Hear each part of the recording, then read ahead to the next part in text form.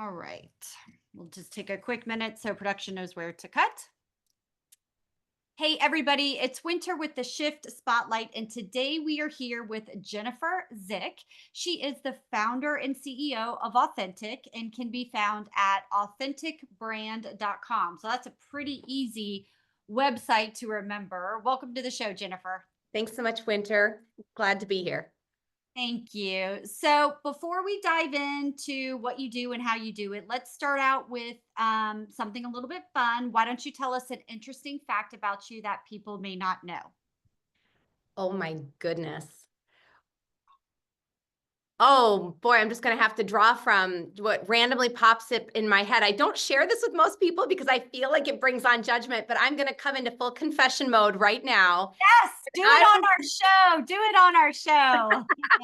When I was a little girl, I loved nothing more than going to my small town pageant and watching all the big girls dressed up in gowns and competing. And I always dreamed of doing that. And so I did that after my senior year of high school. And I ended up winning the little small town crown without recognizing that I would have to go on to compete at like the state level in the Miss America contest. And I was so grossly underprepared, underfunded, not equipped to be a pageant queen. But that was such a great adventure. And I actually met some really fabulous, brilliant women along the way. But yeah, that's something I don't tout very often. Actually love that story. And there's some synergy. So I was a pageant little girl. My mom is the one who put me in it. I was a Wendy Ward girl. Those were big in Florida. I won a lot of awards and I'm pretty sure I won some money, but I never saw it because I was like 3, 4, 5 years old. So mom raked in on that one. But yeah, I got old enough to know what was going on and we were underfunded and didn't have the all the things, right? Like there's a whole world out there. But yeah, so I also had a little bit too. So I never get to share an interesting fact about myself. So that's cool. Oh, I love that we have that in common. And I still do love a nice tiara. I mean, Yeah. we Yeah. should wear it every day, really. Females, yes. So you wear the tiara at your company. You are the CEO and founder. So at a high level, why don't you tell us what it is that you do? Sure. Well, when I decided pageantry was not my future path, my career, my career actually took a lot of twists and turns through sales and marketing and executive leadership roles before I started Authentic. So Authentic is now an 8-year-old company. I started it before I knew what kind of business it would become. I just knew that it was going to be something to do with marketing and building authentic brands, like building marketing the right way in growth businesses. And I came to discover that the path that I was building was to become a fractional chief marketing officer firm. So for the past 8 years, that's what Authentic has done. I've built a team of exceptional chief marketing officers. We're one of the only CMO organizations in the world that employs our fractional chief marketing officers. And so they're all on staff with Authentic, and we work with companies usually between 5 million to 100 million in that established growth phase, all across the US, sometimes beyond. And what we do in most cases is we step in as their first executive head of marketing. And we're in there as operating leaders, as a member of their leadership team, rolling up our sleeves, building marketing foundation and acceleration, and helping them really figure out what marketing needs to be in the next stage of growth. Which, as you know, and I know from, I mean, we're nearing 100 episodes, so I've talked to a lot of CEOs. But you know, it's one of the most confusing aspects to a CEO and founder. Most, if not all, are not marketers. They are visionaries. They had a great idea, you know. So this aspect of the business is one of the most confusing that I think we see out there. Would you not agree?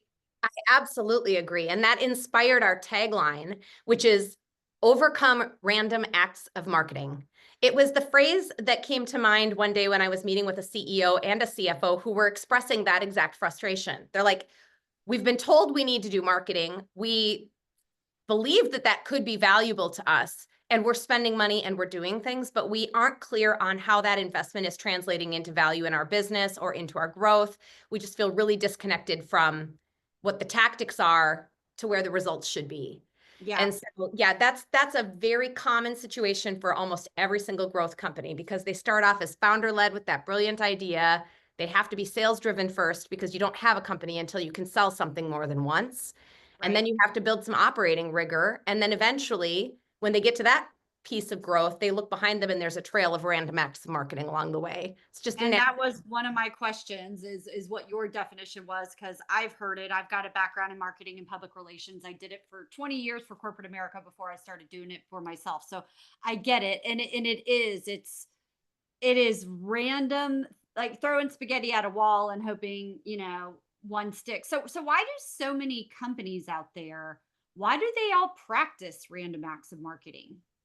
Yeah, it's because it really is like to pick up where I left off, it's a natural evolution of business growth. If you think of when you first started your business or when I started mine, and we even had the advantage of having marketing backgrounds, but when you first start, you build your first version of a sales deck, perhaps, maybe your first version of a landing page and a website, but your business is still becoming. You're still determining what your market fit and focus is. You're still figuring out which clients are the best fit. There's this natural growth phase in an early stage startup where you begin with a hypothesis. And then you Mhm. test that hypothesis in market to refine it and further refine it. So you're constantly changing, and who you will be tomorrow is not who you are today. And so those iterations create some chaos in the Yeah. brand, Yeah.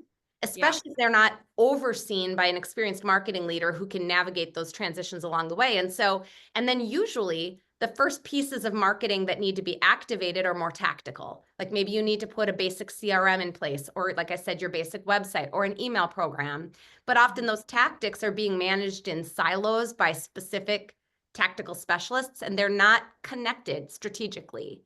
And Right. so Right. all of that pretty quickly starts to create this mass of activity that feels like it's all moving in different directions and Right. we're uncertain. And the metrics that you get out of those activities, they can be very confusing. Those Yeah. engagement or vanity metrics, they Yeah. can mean something, but they don't ultimately tell you what's the ROI.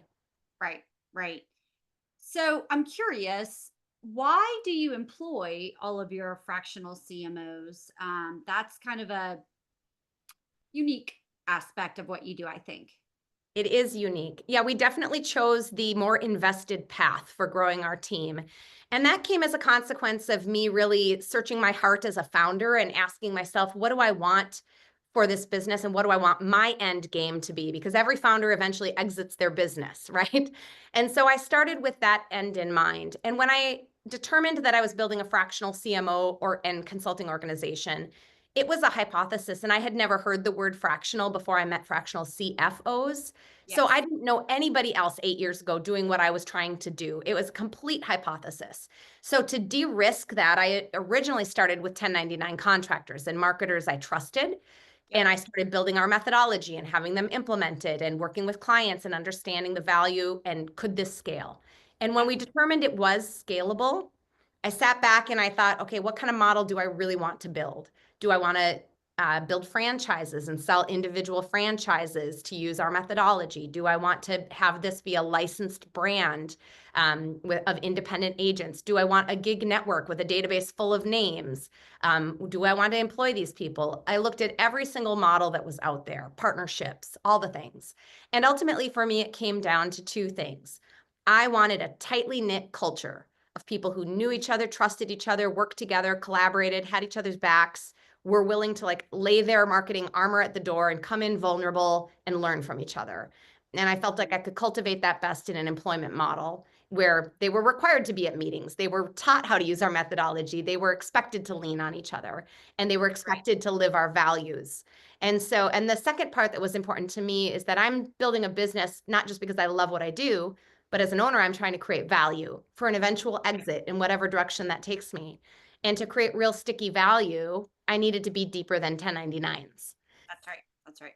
So those were my motivating factors, and I'm really grateful that we made that decision early on. Yeah. So how many employees do you have? We have 27 employees today. We have a team of operating leaders in sales and marketing and client services here in our headquarters in Minneapolis, Minnesota. And then our CMOs we employ across the United States, but a good portion of them are also based here in Minnesota. We have a really wonderful talent pool here to draw from. Interesting. Interesting. So what strategies? I mean, you've got people locally, you've got people over, we are fractional. but we are employees. So, what strategies do you use to build strong and effective teams and running that kind of dynamic? Yeah. Well, there's a couple different strategies that we use on different areas of the business. So first, in terms of client services and client relationships, we don't just, throw a list of names at a client and have them choose a CMO.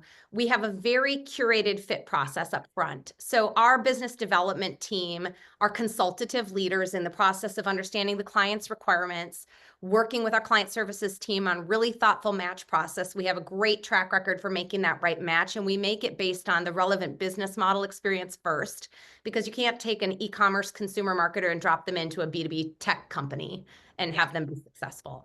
So right. relevant business model and industry and the right capacity and all of those components, culture fit, personality.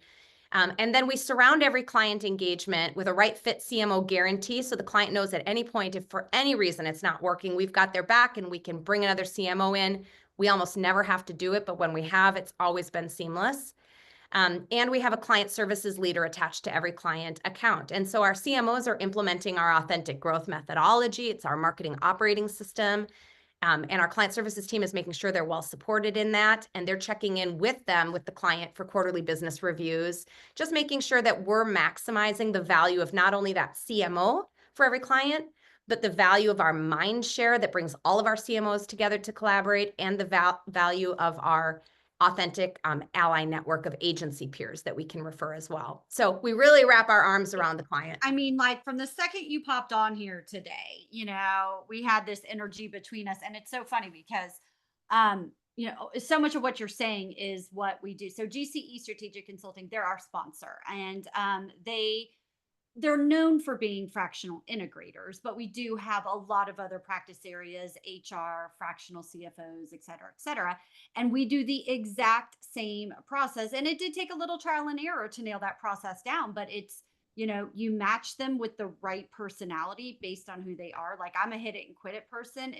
If I get a high I personality working with me, I'm going to lose my mind, right? Yes. Because it's just not going to work. But a lot of what you do is what we do to figure out how to make that work for the client. And we too, and you never hear this in the integrator world at all, but we offer a guarantee as well, that if you're not happy, we will replace them. So it's interesting that we've both kind of figured that out in completely separate Yeah.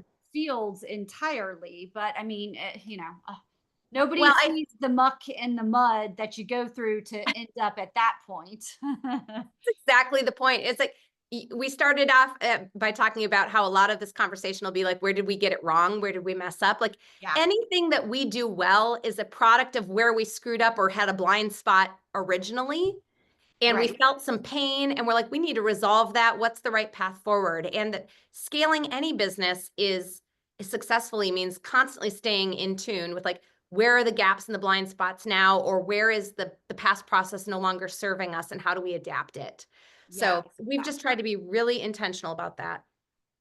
So back to the types of clients that you serve. So you don't have to name names or situations, but like, give us an example of a client that needed your help, that you came in, and fill in the blank, and what's the end result now? Yeah. There are a lot of business challenges and opportunities that bring clients to our front door. So often it's we want to drive more sales and revenue. But sometimes it's market expansion. Sometimes it's integrating brands that have been acquired. Sometimes it's an owner who wants to exit in a few years, but they have done some diligence and recognize their business isn't valued at what they thought it was. And they know they need to find a market fit and focus and build a brand that has more value. So one example of that was a professional services firm that specialized in custom software development that brought us in. The owner brought us in because it's like, we've kind of capped in our growth. We can Mhm. build anything in software, and we serve across all these different industries, and we're so good, but we're like the best kept secret.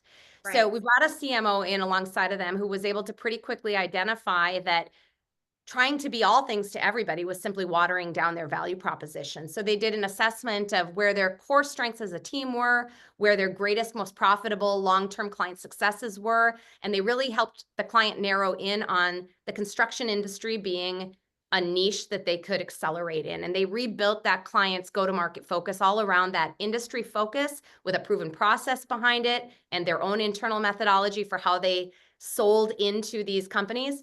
And within a matter of, I think we were there 6 to 9 months implementing this new positioning, Yeah. they had two strategic acquirers knocking on their door who were like, now that we see where you're focused, we see how you fit within our platform, and we have an interest in acquiring your business. And Yeah. that business owner did sell the business much sooner than he expected for greater multiples than he anticipated, just because of that right fit market focus. I think that's where I see people screw up. Well, the two types of people we tend to come across quite a bit is the accidental entrepreneur.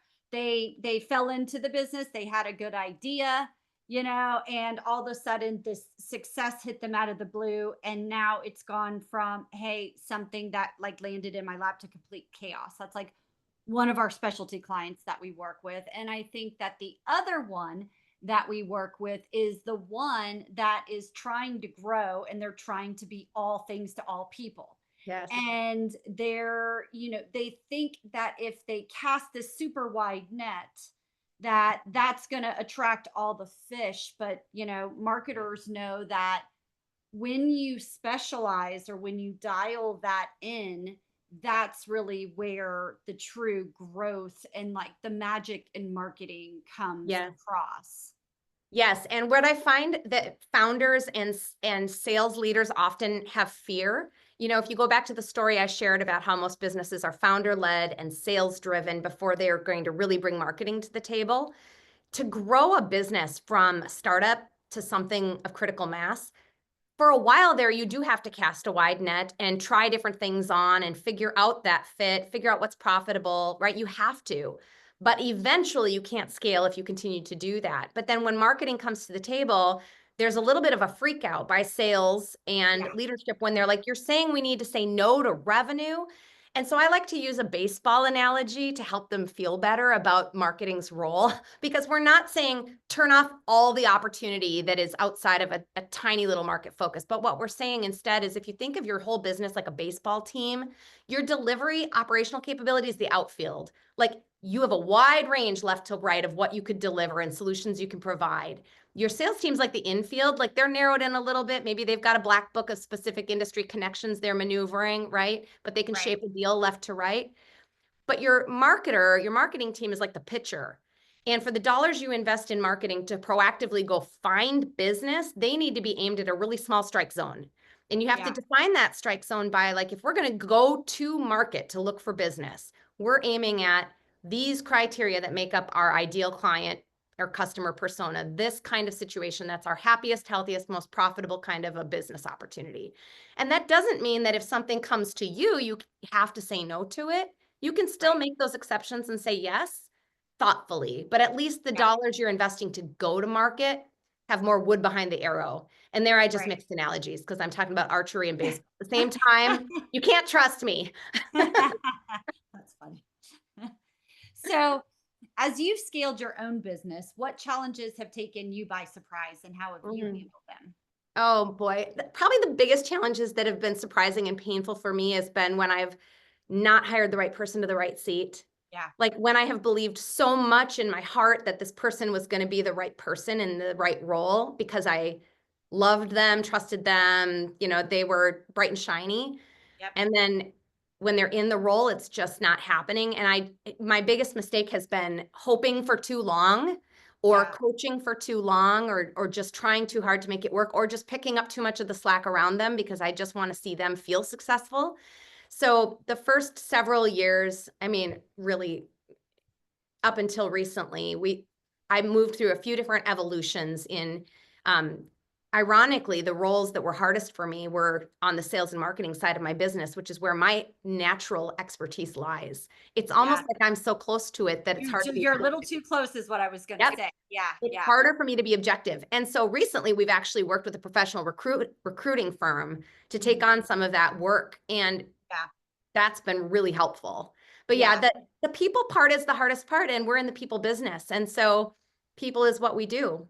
So Yeah. that's where it really hurts. Yeah. And so and so when you say, and we see this a lot too, where like the person comes in and you like them and Oh they're a yeah. lot like you, the visionary. They're a lot like the visionary. And that's where I think a lot of visionaries get in trouble with the right people, right seat situation, because they're like, well, this person's great.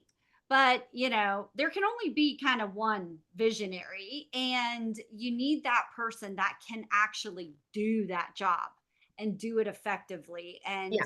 yeah, I hear all the time, well, I hired him because I liked him. Yes. Hired him because he was my, sister's husband, Yeah. and he's loyal. He does a Right. good job, right? I can trust him. We Hmm. have a client that his janitor is his vice president now, and it was all because he could trust him, right? Wow. Is the company scaling? Is it doing what it's supposed to do? No. And those the conversations that have to be had. But Yeah. you mentioned right people, right seat. So what systems or frameworks? I mean, I'm assuming you have familiarity with EOS, but what have you used? What has helped you scale? How are you growing this? Talk about that a little bit. Yeah, so we do run on EOS, and I had the advantage of about 16 years ago working in another entrepreneurial, fast-growing company where I was the first employee with two founders. So on the founding team, I was not an owner, but I sat in what I would call the second row seat. I got to watch all the Yeah. ownership dynamics without the risk, but also be a founding team member. And in Mhm. that company, I was head of sales and marketing, which is a different topic for a different day because that really means being a sales manager. Yeah. And eventually I moved into being the head of marketing exclusively. But along the way, halfway through our journey, we had built a business that was everything to everyone, like most entrepreneurs initially do. And we Yeah. realized we couldn't scale it. And the book traction was hot off the press at that point, like 16 years ago. And we became one of the first companies in Minnesota to implement EOS. And so Yeah. many years ago, I had the experience of watching that transform the business I was part of then. And I knew when I started Authentic that I wanted to use the EOS framework. So even on Right. day one, just me and my kitchen table, debating over my values, building my Yeah. VTO, putting it all to paper. I've been running on EOS from the very start, even though, I was too small to really need it, but it was still helpful. And so after 3.5 years or so, I hired a EOS implementer to work alongside of us, and we're still working with him. Love him. He keeps us honest and keeps Who's my your implementer? Matt Beecher. Okay. Shout out to Matt Shout Beecher. out to Mount Beecher, because we do keep the implementers in on these podcasts. So shout out there. Thank you for your service. Yeah, absolutely. And then we've used 90 as a tool to help us manage our EOS. And we've just been really, really committed to documented, proven processes and, level 10 meeting cadences. And in fact, because of the company I was with previously, where I was leading marketing in an EOS run business, that gave me a lot of the inspiration for what is now Authentic's marketing operating system called Authentic Growth, which is an entire framework that takes the little box called marketing strategy on your VTO and Mhm. turns it into a full, robust, thoughtful marketing strategy and plan, an annual budget, activation, all the things that you really need to truly lead and guide a marketing team. So I have a lot of, just a lot of gratitude to EOS and the community of other leaders in that space that are so generous. Right, right. It's great. Okay, we're going to shift gears a little bit. What are some of the top things that are impacting your company or the industry right now? So, this can be positive or negative, but when typically, the purse strings tighten, a lot of times companies say, well, we need to look at marketing, right? Yeah, Or we need to cut back. And in my experience, this is when you should double down on I marketing, agree. more than ever. But what are you seeing in your industry right now? Yeah, that's a great setup because we've been one of Minnesota's fast 50 growing companies for the past couple of years. We're an Inc. 5000. We've had an awesome trajectory. And 2024 was a frustrating year because the market did slow down and get stodgy. Things were moving really slowly with decision making for clients. We've had tremendous client retention. And I credit that to the fact that not only are we bringing value every day, but we're showing that measurably, and clients understand the ROI of their investment with Authentic. But new business was slower last year than I've ever seen before. This year, the market is still uncertain for all new reasons, right? The clients that we serve in manufacturing and nonprofits have been hit really fast by cuts and by tariff impacts. And we're just working really nimbly with them.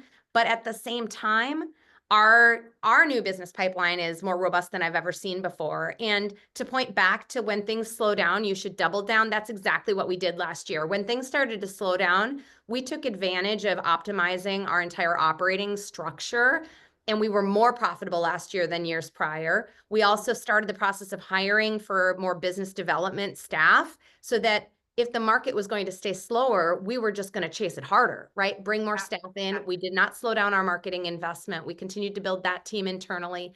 So we really doubled down, and that is really showing up right now. In April, we're not done with April yet, but we've just had the strongest month of the year, top 2 in the last 2 years. So there's huge, there's huge positive motion out there. And we're hopeful that, we're going to get through some of the economic bumps and our clients will get through it, and that'll just continue to grow. But I'm a firm believer in practicing what we preach. We stay invested. We want to be ahead of the demand curve as it comes back around. So that's definitely a dynamic happening for us right now. One other dynamic is that through COVID, when I started the business, nobody knew what a fractional CMO was. Right. Through COVID and all the impacts that everybody felt, there's just a huge boost in the gig economy, right? A lot of people are taking their own careers into their own hands. There's more fractional leaders than ever. And that's both good and challenging. It raises all ships in terms of awareness about the model. But the frustrating thing is that there are a lot of people using the title of fractional CMO that would never meet the credentials of being a CMO in real life in a C-suite. And so we get to stand apart because of the credentials of our team, but sometimes it's a confusing buyer market in that way. And again, with our synergies, I mean, 100% the same thing we experience. And Ken had said something on a podcast that we did the other day that I think only 4% of people out there are certified integrators. You've got a whole bunch of people playing integrators. Yes. There's one company in particular that we've heard have done some really damaging things to clients' businesses because you've got a lot of people in roles, right? That latched onto this very hot title. And they found a way to take it and market it. But like you said, if this were a C-suite position, they would not have filled it or would have never even come close to qualifying it for it. So how while we're on that, I mean, how do you get around that? How do you, because buyer confusion is real, right? How do you get around the perception that, not all CMOs are cut from the same cloth? Part of it is education. So whereas we used to educate on what is a fractional CMO, now we educate on what different models exist, pros and cons, what to look out for, how to qualify the right fit. And ultimately, we trust the process. Everything is a cycle in this world. Like the bad actors will eventually flame out, and the strong performers will continue to rise. And sometimes the prospect that's looking at authentic and then looking at a much less expensive backyard freelance option needs to choose the wrong path in order to understand the right path or the better fit. So we love them and cheer them on, whatever they choose. And a lot of times they end up back at our front door and we're able to bring them a true executive on a fractional part-time basis that is going to bring that strong, steady strategic leadership that they need. So I don't worry too much about all the noise out there. I just try to provide a good safe space for education and help them consider what their options are. And the right things happen in the right time for the right reasons. We just trust that. And I'm a big fan of that as well too. So few more questions here. We're going to shift gears one more time. You definitely have it together. You are, well versed, well spoken. You definitely know your stuff, but as a leader, how do you maintain work life balance while leading a company? Because you've been doing this long enough to know you can't burn the candle at ends indefinitely. And when you do, something happens. So how do you get that balance incorporated into these big plans you have for yourself and your company? Yeah. Well, maybe about 10 years ago or so, I had an epiphany when my kids were littler. Now my youngest is 15, and I have a 15, a 19, and a 21-year-old. So two in college, one at home in high school. When I started my business, I had littles and middles, Yeah, 8 years yeah, ago. And that was about the time when I started to recognize that work-life balance was never going to be sustainable. And I started to embrace the concept of work-life integration instead. Because I always felt like previously as a full-time working mom, prior to starting Authentic, I had to travel a lot. I just felt like I was half-assing it in every single category, and I was down on myself about everything all the yeah, time, right? yeah. But when I had the opportunity to start my own business, I made a few decisions up front. I decided that I was not going to grow a company any faster than I could grow my family with all of my values and priorities intact. So if that meant a slower growth, I was fine with that because I want to be present with my family while my kids are So you growing put a up. VTO in for your family. Yeah, we actually call it the ZOS, the Zick operating system. Yes, we run on ZOS in my home and EOS in my business. Hilarious. I It's love it. true. It's true. And so I've allowed myself, I work fewer hours for myself than I ever worked for other people's businesses. And I really protect those boundaries. And Yeah, I have been intentional about cultivating a workplace culture where we focus for all of our employees on love your life and love your work in that yeah, order. In yeah, that order. So we let them determine what that looks like. But for me, it's been about um, not compromising and not saying yes to other things. I recently joined a nonprofit board, but it's the first other thing I said yes to in 8 years because I'm like, I can't say yes to anything besides growing a family and growing a business. yeah. So just being intentional. No is a powerful, and I do think CEOs struggle with that word sometimes, but it is powerful and it's there for a reason, and it doesn't make you a bad person. No. And that people pleasing is what gets CEOs in so much trouble. Instead of having that hard conversation about productivity at work or whatever the situation is, they'll start taking on more. And then, not saying no to that event, they'll keep going. And then all of a sudden, and that's typically when they come to us and they're at our front door. But they're like, I'm not in control of my life or my business, and I have no idea what happened. And it starts Mhm. out slow, but those boundaries are really, really important. And we've seen a huge spike in burnout with CEOs over the past couple of years. I think probably because from COVID, everybody tried to ramp up, everybody went down, or a lot of people went down. GCE was like stable, but like, then they tried to ramp up and make up and, burnout. And so we've started doing a bunch of podcasts about like mental health for the CEO, emotional health, physical health for Yeah. the CEO, because I think that those were like taboo conversations until now. I mean, what the kids get to talk about their mental health all the time and they feel unsafe, like, so we should be able to too, right? To. We need to. A couple other things that have really helped me there is that I actually am a member of two different CEO peer groups. You need to be in safe spaces with other founders and CEOs who get it because they're Yeah, living it. Because there are things you just can't talk about um, with your spouse in a way they're going to understand yeah, or with your employees in a way that's appropriate. So you have to have those places where you can fully be heard and supported and understood. And then I've been real protective of my clarity breaks. And for me, what that looks like is approximately once per quarter, I take myself out of town, usually to my Northwoods cabin in Minnesota, just mhm, by myself. And I spend 2 days quiet, with a notebook and journaling. Sometimes I'll work on a special project because I want to just tap into my creative juices, but I get away. And it always helps me to back up and remember my why, my priorities, focus my vision, and come back with clarity. And I actually put on my VTO several years ago a goal to take a 1 month sabbatical. And I prepped my whole team for it. And I had a newly minted COO integrator, right? And it was like, I'm going to stress test this. And so I did. I took a full month sabbatical and I didn't check my email once, and only my integrator had the bat phone for how to reach me, and she never had to reach me. And the business did great that month. There was a lot for me to catch up on when I got back, but yeah. man, it was an awesome exercise to enable and empower the rest of my team and give myself a break. And I probably should put that back on the VTO again soon.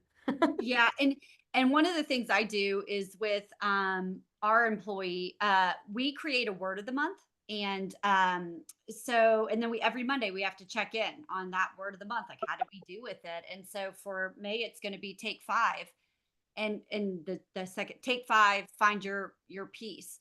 And that to me, I can get so in it all the time. When it says take five, I don't mean just take 5 minutes. It means like stop, get up from the computer, go breathing, go walk to the cul-de-sac, go call a friend. Like, take a minute and just bring yourself back, because then you come back and you're more recharged or whatever. But I love doing that with her because, we hold each other accountable to, all right, well, what was, your week like? Well, I didn't do great with take five and now I need to adjust it. And so I think these little things is the difference between, like working to live and living to work, right? Yes. You get to have these little things in between there that make it brighter. Yes, I agree. And accountability is so important. Having battle buddies Yeah. is important. Yeah. Mhm. Okay, so as we wrap this up, if somebody listening with you wanted to take the next step, what should they do? Well, they can connect with me directly on LinkedIn. Find me as Jennifer Zick. I'm pretty easy to tap there. And they can also visit authenticbrand.com to learn a little bit more about the work that we do, see some case studies, reach us through our contact page, and we'll be sure to follow up and set up a, no obligation consultation. Just get acquainted and help them navigate what makes sense for a next step for them. Awesome. Well, I immensely enjoyed this conversation today. So thank you so much for being on the Shift Spotlight. Thank you so much for having me. It was a lot of fun, Winter.